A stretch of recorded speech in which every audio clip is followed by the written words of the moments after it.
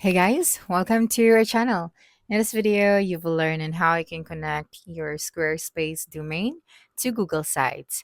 So first thing that you should do here, make sure that you have buy the domain from Squarespace, okay? So that you can use that in your Google Sites.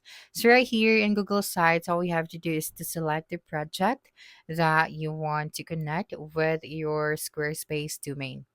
So for example, this website.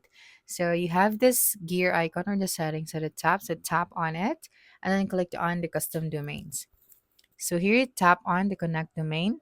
And right here, you just have to enter the domain. So let's check our domain. So this is our domain. So I'm just going to type that out right here.